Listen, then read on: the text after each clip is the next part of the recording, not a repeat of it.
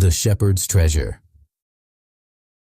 There are journeys that begin with maps, and journeys that begin with a single, stubborn dream. This is the story of one such dream, and the shepherd who followed it beyond all reason.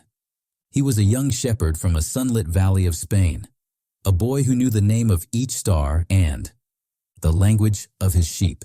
He called no city home. His days threaded into one another, dawns of walking, long afternoons of watching, nights beneath a sky so wide he thought he might learn to read it. Then, one night by the fire, a small voice, the kind that lives in the chest, told him of a treasure waiting across the sea. Not a prize of mere gold, but something a heart could find and hold like a lantern inside the dark. It was a foolish whisper, and yet it would not leave him. So he sold his flock. He left behind the safe rhythm of hills and sheep. He walked toward the port where gulls argued with wind and ships breathed the salt of unknown. Horizons, he set his foot upon a deck and felt, for the first time, that the world had deeper rooms than his. Valley. The sea taught him a new patience. Waves are like questions asked again and again until a man finally answers. On the deck, he read the faces of strangers and learned their small sorrows and their secret hopes.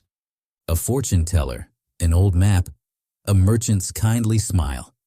Each was a chapter on the map he hadn't expected. At the harbor of a city old as stories, he heard words that shaped the next part of his path. Every heart has a language, they said, and every language has its own compass. He listened and he learned the compass inside him. The needle pointed to a land of sand and light, to Egypt, to an idea of treasure buried under a world of dust. Travel across the desert is an education in small things. You learn how water can become a promise. You learn how silence can be full of meaning. Walking with caravans beneath the sun, he met a woman who read the sky like a page. Anne. Englishmen who read old books as if the books themselves had hearts. A tribal guide whose laughter could banish fear. The desert offered him riddles, a carved stone that only showed itself at dawn, a ruined column that pointed to a star, a memory etched in sand. He discovered that treasure was never simply a chest to be opened. It was a lesson that loved to hide in tests. At an oasis, palms like guardians, he found a place of stories and strangers. There, a caravan master spoke plainly. If your heart is set on a thing, you must not be afraid of giving up who you are to get it. And a woman, with eyes like the dusk, taught him the art of patience, to wait while the world rearranged itself. He traded pieces of his past for knowledge. One coin for a lesson in markets, another for a tale of kings. Every small bargain was an offering to the dream that walked with him, stubborn as a seed refusing to rot. Finally, the sands opened into a place of stone and silence, a city built by hands that wanted to be.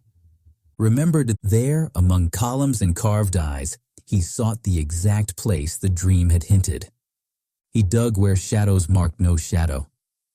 He listened to the wind that passed through rock. He read stones that remembered names no man used anymore, but the treasure was not what he had expected. When at last his hands brushed a chest, his breath held like a held note, and then it broke. Inside the chest were not merely coins, but pages, pages of a journal, and strange mirrors that showed more than a face. He read the journal by the light of a single candle and discovered an old truth. Treasure is not always metal. Sometimes it is meaning. He read of kings who loved, of merchants who lost, of people who traded everything for a single truthful hour. He realized then that his journey had taught him to understand the language of the world, how to listen to the wind, how to read the look on a trader's face, how to follow a sign that only appeared when he had the courage to choose. He left with no heavy chest, only words, maps of the heart, and a silence that was full of new sound. When he returned to the valleys that had first shaped him, he found his old life had changed, as much as he had. Friends who once met him with wide eyes learned in time to ask him questions about the wider world. He found that treasure lived in small acts, a shared loaf, the teaching of a child, the keeping of a promise. He built no monument of gold. He kept a small corner of the day for wonder and a larger corner for work. He learned to see beauty in ordinary hours and to hold light in the palms of ordinary hands.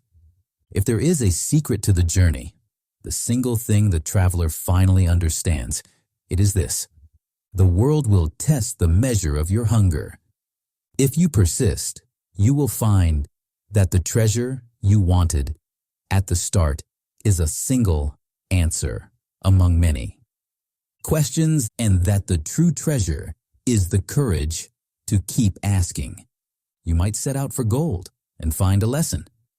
You might cross seas and deserts and return to find that what you sought was inside the home you left behind. But what matters is not whether the map is accurate. What matters is that you went, because the act of going shapes the soul more surely than any chest of coins.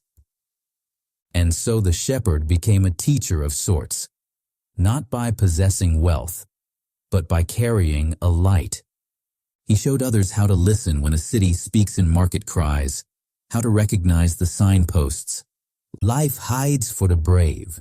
If you ever hear a quiet voice urging you toward a distant shore, listen, not because it promises riches, but because it offers you a path to become the person who can carry treasure when you meet it.